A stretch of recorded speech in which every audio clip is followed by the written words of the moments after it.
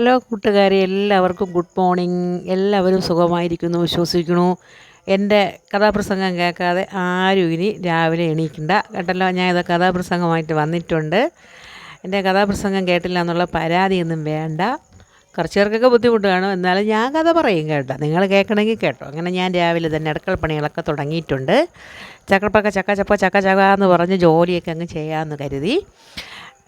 പിന്നെ എന്തൊക്കെയുണ്ട് വിശേഷങ്ങൾ? നിങ്ങളെല്ലാവരും സുഖമായിരിക്കണമെന്ന് വിശ്വസിക്കുന്നു. എനിക്കിവിടെ പരമസുഖമാണ്. ഞാൻ ഹാപ്പിയാണ്, സന്തോഷവതിയാണ്. എനിക്ക് ഒരു കുഴപ്പമില്ല കേട്ടോ. ഞാൻ പറയണതെല്ലാം പഴയ കഥകളാണ്.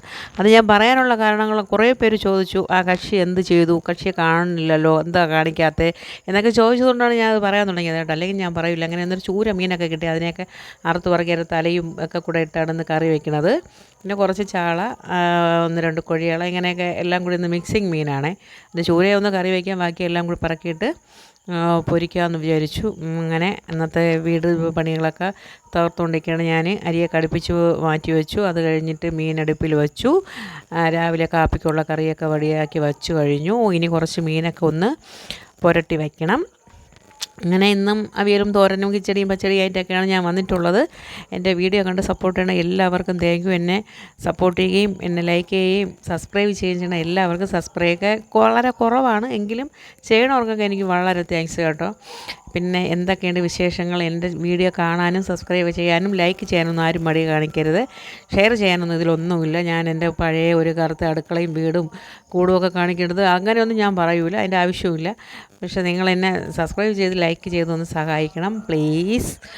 എന്നെ എന്തൊക്കെ പറയാനാണ്, എന്തും പറഞ്ഞിട്ട് കാര്യമില്ലേ. അങ്ങനെ എൻ്റെ കഥകൾ ഇതൊക്കെ തന്നെയാണ് കേട്ടോ. ഒരിക്കലും തീരാത്ത കഥകളുമായിട്ട് തന്നെയാണ് ഞാൻ ഇറങ്ങിയിട്ടുള്ളത്. ഞാൻ ആ കഥ പറഞ്ഞിട്ട് ലാസ്റ്റിൽ എന്തുകൊണ്ട് ഇങ്ങനെ ആയി എന്നും കൂടെ പറഞ്ഞു തരാം.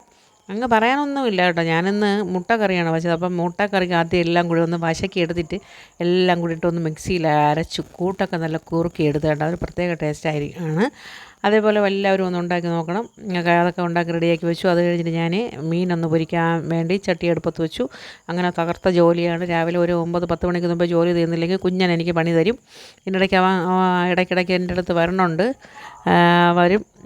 അങ്ങനെ ഞാൻ ഹാപ്പി, ഞാനും എൻ്റെ മക്കളും ഹാപ്പിയാണ്, സന്തോഷവതികളാണ്. പിന്നെ എന്താ പറയുക, ഉപേക്ഷിച്ച് പോയതിനെയും ഉപേക്ഷിച്ച് കളഞ്ഞതിനെ പറ്റിയൊന്നും പറയേണ്ട ആവശ്യമില്ല. ചോദിച്ചതിനുള്ള മറുപടി പോലെ ഞാനിങ്ങനെ നമ്മൾ മൂക്കിൽ നേരെ പിടിച്ചിട്ട് കാര്യമില്ലല്ലോ, ഇവിടെ വളഞ്ഞു പിടിച്ച് വരേണ്ടതാണ്. നിങ്ങളെല്ലാവരും കാണണം. അതുപോലെ തന്നെ ലത ചേച്ചിക്കും സുമോദിനും മഹേഷിനും സുപ്രിയയ്ക്കും അച്ചമ്മയ്ക്കും എല്ലാവർക്കും സുഖമാണെന്ന് വിശ്വസിക്കണം. ഇവരൊക്കെ എൻ്റെ സ്ഥിരം ആൾക്കാരാണ്. ഞങ്ങൾക്ക് എല്ലാവർക്കും സുഖമാണെന്ന് ഞാൻ വിശ്വസിക്കണം. പിന്നെ എന്താ പറയുക, അങ്ങനെ കാലങ്ങൾ കഴിഞ്ഞു പോയി കേട്ടോ. ഇനിയിപ്പം പറഞ്ഞിട്ട് കാര്യമൊന്നുമില്ല.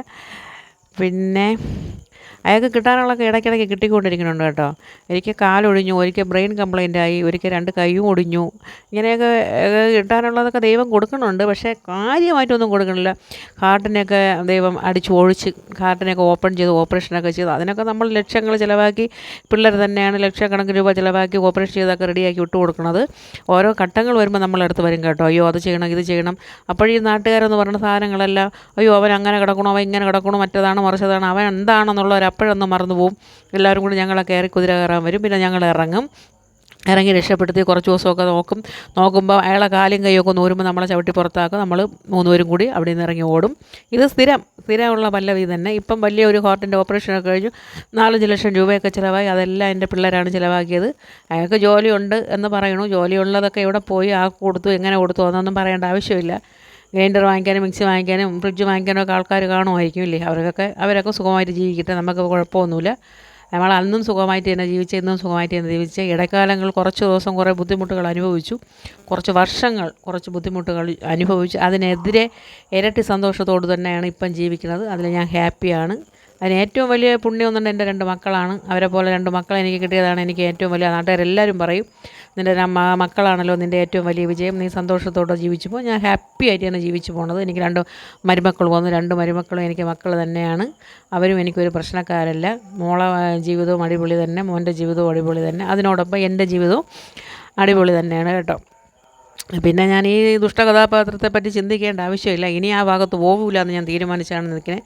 എന്നാലും ലാസ്റ്റിൽ വീഴുമ്പം വരും ആൾക്കാർ കുറച്ച് പേര്, അയ്യോ അവ അതാ വീഴുന്ന് കിടക്കണം, അവനെ എടുക്കണം, അവനെ സഹായിക്കണം, നിങ്ങൾ നോക്കണം, നിങ്ങളല്ലാതെ ആര് കിടക്കണം നോക്കാനായിട്ട്, നിങ്ങൾ ചെയ്യണം, അത് ചെയ്യണം. ഇനി എന്നെ കൊന്നാൽ ഞാൻ പോകില്ല, അത് ഞാൻ പറഞ്ഞിട്ടേ നടക്കണത്.